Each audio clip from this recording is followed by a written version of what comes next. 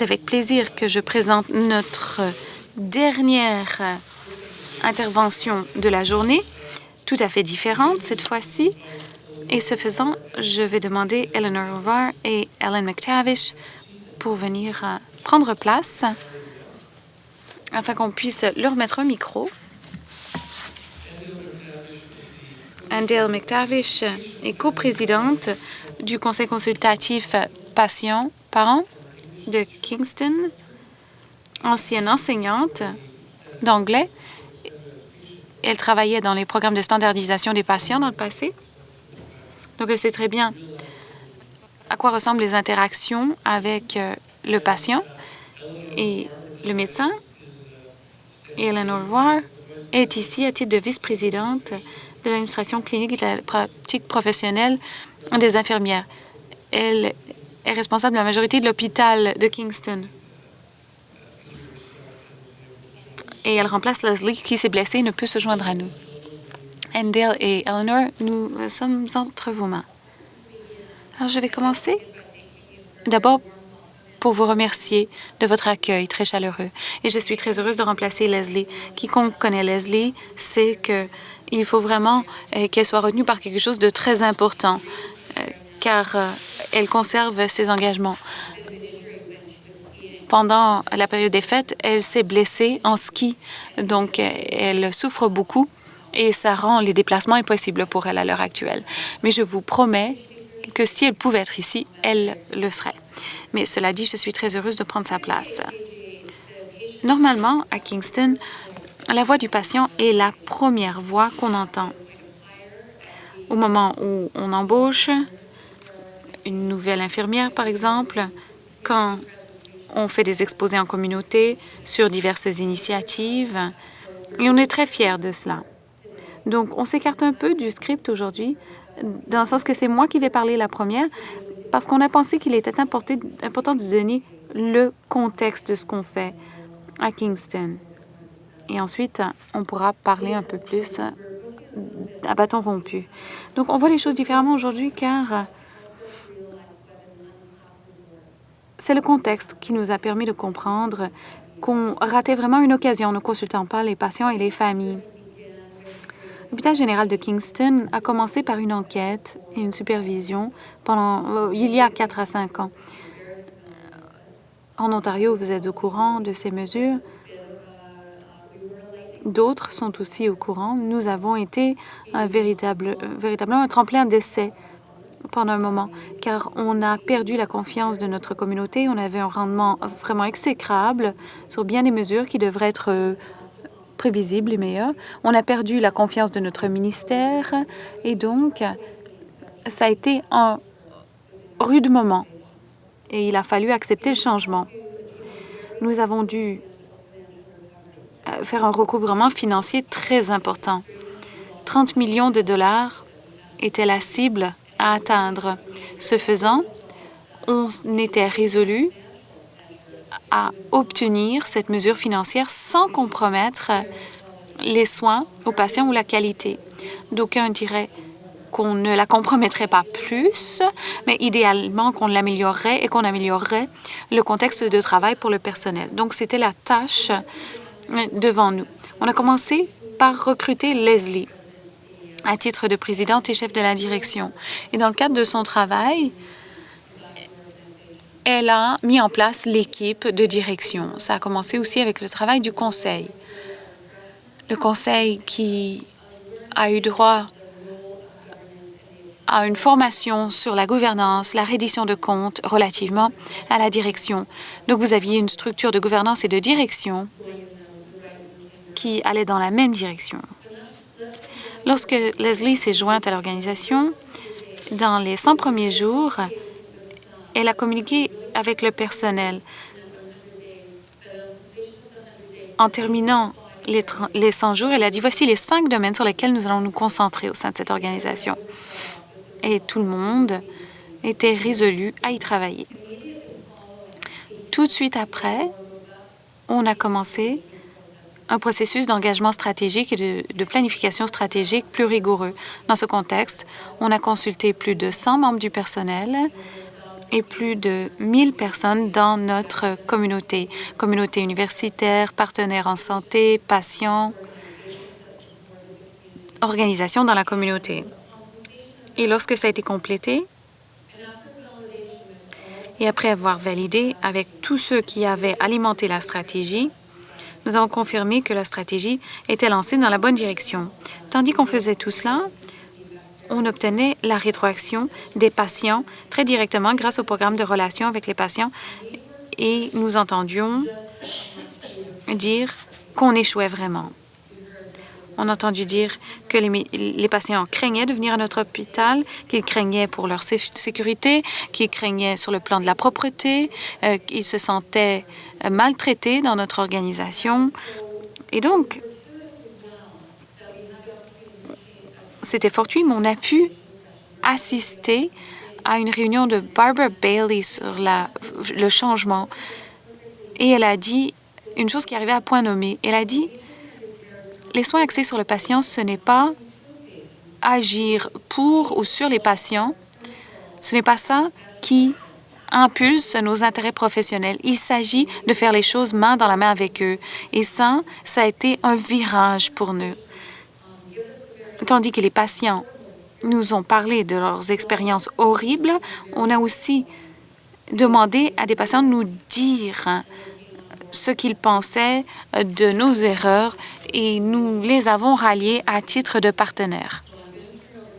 Alors, je cède la parole à Annadale qui va nous parler de ce que ça signifie que de travailler pour notre organisation. Merci, Eleanor. Un grand merci de l'opportunité d'être ici avec vous aujourd'hui. 4 years ago, il y a 4 ans aujourd'hui, j'ai été admise à l'hôpital général de Kingston pour une opération au côlon. Je suis restée 9 jours. Et je ne savais pas à l'époque que ces 9 jours auraient un impact si important sur ma vie. Je pouvais être très reconnaissante du fait qu'on avait éliminé mon cancer, un chirurgien très compétent, un résident très attentionné, d'excellents contrôles de la douleur, maîtrise de la douleur et des soins infirmiers plus ou moins corrects. Vous voyez que je change un peu de ton. D'autre part, toutes ces bonnes choses étaient salies par le fait que c'était sale autour de moi, l'unité sentait mauvais, j'avais l'impression que je n'arriverais jamais à me débarrasser de cette odeur. Le personnel parlait de ce qu'ils avaient fait la veille dans les couloirs. Très peu de gens se présentaient. Et la communication avec ma famille était vraiment minime. Bien que je n'aurais pas dit ces choses dans ces mots, ce que je cherchais à l'époque, c'était quelqu'un qui aurait fait quelque chose avec moi, un type de partenaire, pas pour moi ou qui me l'aurait fait. Pourquoi ouvrir mes jambes sans se présenter et mettre des chaussettes sur mes jambes? Pourquoi? Quel est votre nom de toute façon? Et pourquoi mettez-vous des chaussettes? Ce sont des choses que je me rappelle, même quand j'étais tout à fait droguée par les médicaments. Parfois, le chapelain venait, je le connaissais du point de vue social. Et je pense que j'ai un peu extériorisé mes plaintes et j'ai bien décrit ce que je vivais. Et il m'a dit, Annadale, ça tombe à point nommé. Nous avons une nouvelle PDG, un nouveau régime. Il est temps de changer. On crée un conseil consultatif des familles et des patients. Voulez-vous en faire partie? Au même moment, il y avait quelqu'un à côté de moi qui disait, « Oui, j'ai entendu dire qu'il y avait une nouvelle PDG. » Et je me disais, « Ouais, mais ce sera comme avant. » Ben, je suis heureuse de dire que on avait eu tort. En février 2010, 3 patients, dont moi, et 4 membres du personnel ont été invités à créer un conseil patient-famille. À l'heure actuelle, nous avons 12 membres qui siègent à titre de conseiller une fois par mois et 4 membres du personnel, dont Éléonore. Mais ces 12 ne sont qu'une petite partie d'un groupe de 59 patients conseillers qui siègent sur tous les comités de l'hôpital. Lorsqu'il est question des soins des patients, il y a un patient à la table. Comme les gens l'ont dit, ça change les choses. Nos voies permettent de transformer les soins aux patients. On a commencé tout petit, on n'avait pas de gabarit, on ne savait pas comment procéder. Tout ce qu'on savait, c'est qu'on voulait faire quelque chose. D'abord, on a commencé par moi. Je n'arrivais pas je n'arrivais pas à accepter de devoir lire le badge de quelqu'un pour savoir quel était son nom. Moi, de toute façon, je voulais qu'on se présente et qu'on puisse lire le nom de quelqu'un très clairement, ainsi que sa fonction. Et ce qu'on a découvert, c'est que quelque chose de simple comme ça fait la promotion d'une meilleure communication, d'une plus grande transparence et plus de respect de la part du personnel et des patients. Le personnel dit qu'ils aiment beaucoup, car ils savent avec qui ils travaillent aussi. Vous savez, il y a beaucoup d'infirmières, beaucoup de membres du personnel. À tout moment, à l'hôpital, on ne sait pas toujours le nom de tout le monde. On a conçu un nouveau guide pour le patient et ça a pris des mois. Des gabarits nous ont été donnés, on les a modifiés quand on avait l'impression que le manuel, le guide, ne représentait pas les intérêts des patients. On a essayé de nouveaux menus. On a conseillé pour la navigation. Vous savez, l'hôpital est très vieux. C'est très difficile de s'y retrouver. On a aidé à éliminer les règles concernant les heures de visite. Maintenant, les gens peuvent venir et repartir quand ils le souhaitent. Et les gens ne craignent pas de partir parce qu'ils savent qu'ils pourront revenir. Il n'y a pas des légions de gens qui viennent à 2 heures du matin, mais si vous avez besoin d'y aller, eh bien, vous êtes le bienvenu. On ne vous empêche pas d'y aller. On a sensibilisé plus de 2000 membres du personnel sur les soins axés sur le patient et la famille. Il y en a encore 2000 à former et je suis très heureuse d'avoir pu y participer car j'ai un contact direct avec le personnel. Nous rencontrons les nouveaux embauchés une fois par mois. Donc, il y a un membre du conseil des patients-familles qui les rencontre. Et moi, j'adore être la toute première à présenter les soins axés sur le patient et la famille à tout résident dès qu'il entre dans notre hôpital au mois de juillet. Et ensuite, je les vois dans des cliniques et ils disent « Est-ce que je vous connais? » Je dis « Oui, oui. » Ayez très peur, vous me connaissez. Je vous ai fait un laïus lorsque vous êtes arrivé. Vous savez, je ne suis pas adversaire. Je veux tout simplement être partenaire. Je veux aller avec eux où ils vont et les aider, car je m'attends à obtenir leur aide aussi. Alors, je ne vous tiendrai pas la jambe trop longtemps. Vous vous dites sans doute, bon, elle s'est trouvée une tribune pour dire ce qu'elle a envie de dire. On sait très bien qu'il ne faut pas s'asseoir sur nos lauriers. On doit inscrire les soins axés sur le patient et la famille de manière si formelle dans nos systèmes que ça devienne la norme. On peut maintenant agir lorsqu'on reçoit des plaintes, des critiques. Le niveau de satisfaction des patients a augmenté de, savez-vous combien? Savez-vous quoi? Les plaintes ont augmenté aussi. Pourquoi? Parce qu'on crée une ambiance où les gens se sentent à l'aise de dire « ça a bien été, mais ça, pas du tout ». Je me suis sentie X, Y ou Z lorsque ça s'est produit. Et je ne serai pas punie si je le dis. Une dernière chose que je trouve très emballante, c'est les formulaires de rétroaction de la famille et des patients. Tous les ans, dans notre hôpital, au moins une fois, tous les trimestres même, on a une séance avec un patient ou un membre de la famille qui a été traité sur l'unité. Et cette personne revient et a l'occasion de partager son expérience avec l'équipe qui l'a soigné.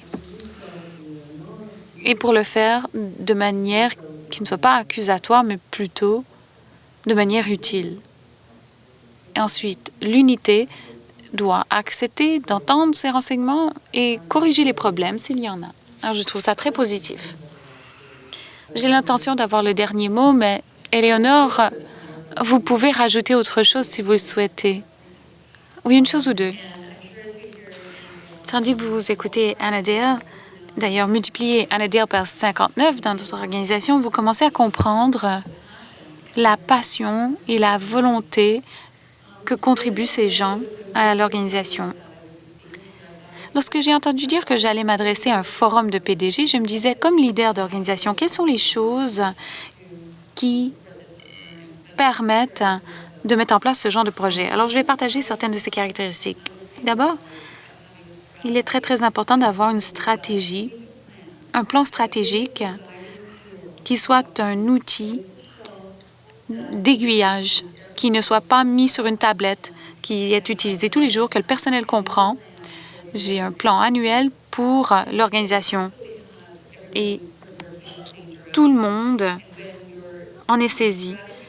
Lorsque votre stratégie dit l'objectif, ce sont des soins exceptionnels en tout moment, et lorsque votre objectif stratégique, c'est de transformer l'expérience des patients en n'oubliant jamais la qualité et la sécurité, que vous galvanisez vos troupes, vous savez que le changement que vous souhaitez sera au rendez-vous.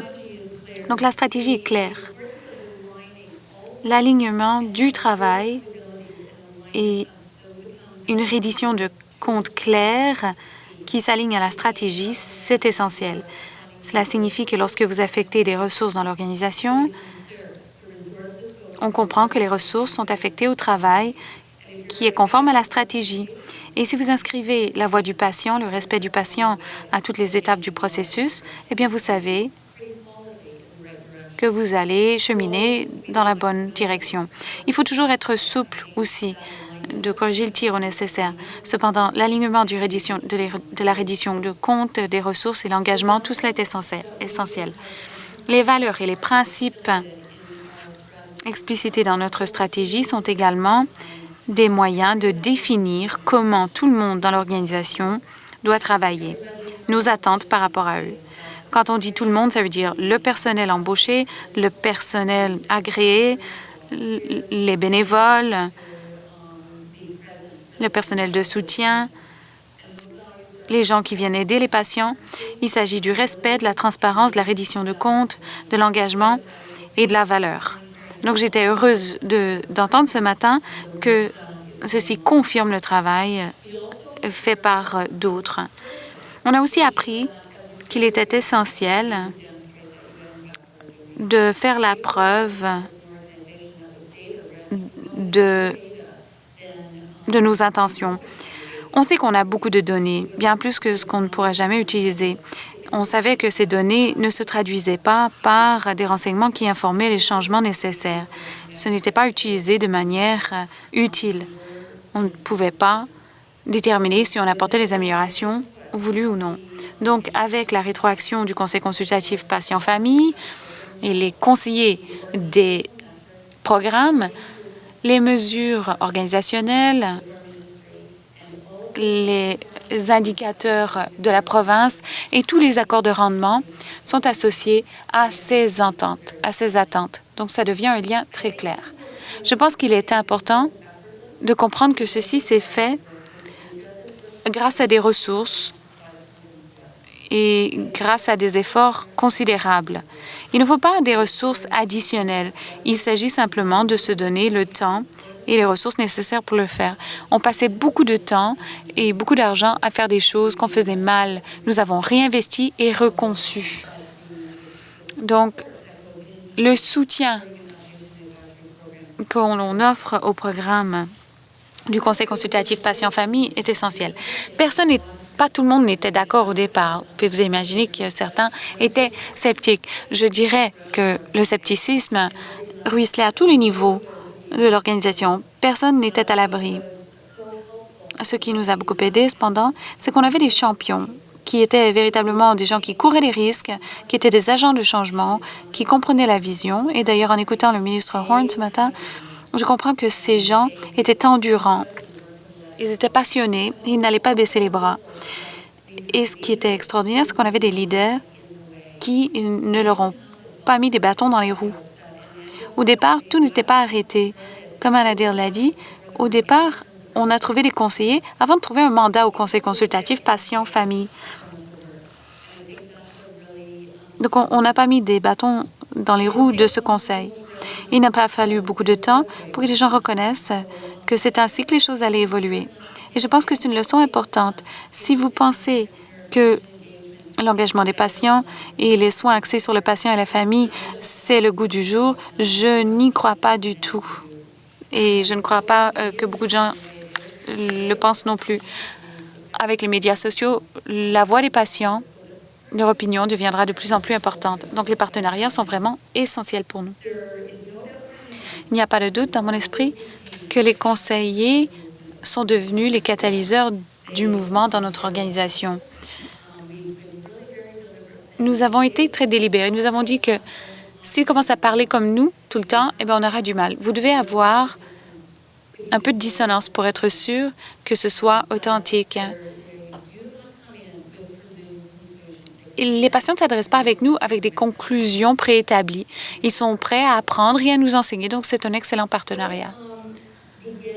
Ce qui a commencé par une nécessité pour nous, et d'ailleurs je ne le recommande à personne, c'était une nécessité dans notre cas, c'est devenu un choix. Nous savons que nous n'avons pas été les seuls à entreprendre cette démarche. On a appris de beaucoup d'organisations au Canada et aux États-Unis et nous sommes heureuses de savoir que des séances comme celle-ci se multiplient et que on a l'occasion maintenant d'entendre parler de beaucoup d'organisations qui font ce genre de projet aussi, car c'est ainsi qu'on pourra échanger davantage de connaissances. L'impact global pour nous est très important. La culture de notre organisation a changé. Les patients qui sont venus dans notre organisation il y a 4 ans, lorsqu'ils reviennent maintenant, sentent que les choses ont changé. Le personnel parle de ce changement. Nous savons que la capacité de changement dans l'organisation a augmenté. Et nous avons 2 équivalents à temps plein de nos conseillers. Et je pense que le rôle est sous-estimé. Parce que ça joue un rôle très important dans l'institution. Et nous savons que nos résultats sont meilleurs.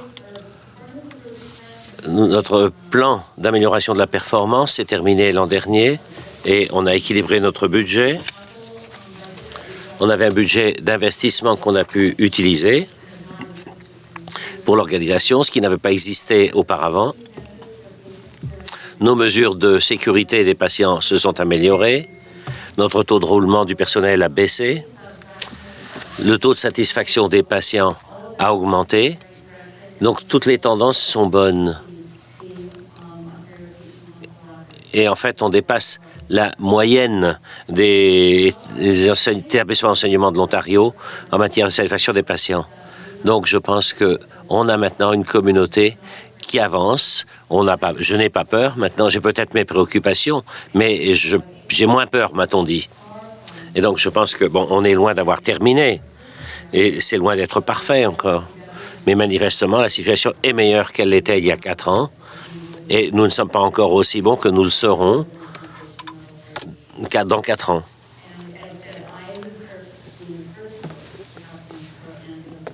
Et je vais laisser donc ma collègue conclure. Oui, je vais me lever pour vous dire la suite. Alors, quelques messages de conclusion pour vous tous. Commencez petit, commencez n'importe où, mais en tout cas commencez quelque part. Les PDG et les cadres supérieurs doivent appuyer ça sérieusement. Sans leur appui sérieux, ça n'avancera pas. Il faut absolument que cet effort soit fait de la part de l'administration, de la haute administration, pour que le changement se fasse. Nous savons que Des gens ont parlé aujourd'hui de changement culturel en disant que c'est complexe, que ça prend du temps de tirer les avantages du changement culturel. Mais il ne faut jamais abandonner, il ne faut jamais renoncer. Vous pouvez produire du changement.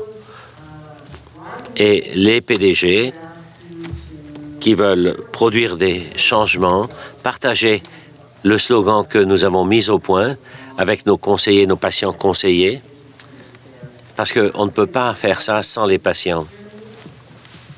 Ce que nous avons dit, c'est écoutez-moi, respectez-moi, travaillez avec moi.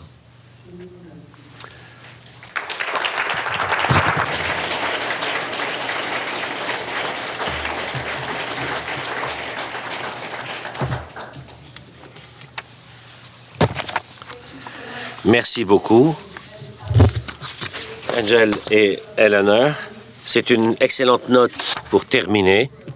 Je suis sûr que vous allez vous joindre à nous pour prendre un verre de vin. Et les gens auront la possibilité de continuer la discussion avec vous autour d'un verre de vin au sujet de ce cheminement extraordinaire que vous avez fait à l'hôpital général de Kingston. Vous avez plus que prouvé l'hypothèse, justement, qui fondait cette assemblée, cette réunion. C'est-à-dire que les soins centrés sur le patient sont beaucoup plus susceptibles de mener à des gains d'efficience et une amélioration de la qualité et des soins. Donc, merci beaucoup. Et merci à vous tous de vous être joints à nous aujourd'hui. Merci aux organisateurs de mon équipe, Linda Piazza, et tous les autres. J'ai eu l'impression qu'à un certain moment, nous étions tous, d'une manière ou d'une autre, impliqués dans l'organisation de cette conférence. Je sais que chez nous, tout le monde avait un avis sur cette conférence. Et merci aussi à Sally Clalford et à son organisation Face to Face qui nous organise de manière excellente cette conférence tous les ans. Et très important, merci à Terry Sullivan qui a très bien géré cette conférence et qui l'a gérée avec doigté mais efficacité. Merci Terry.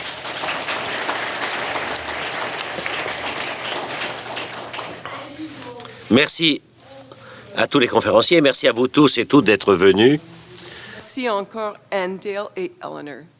Alors, et maintenant, il ne faut jamais oublier l'évaluation.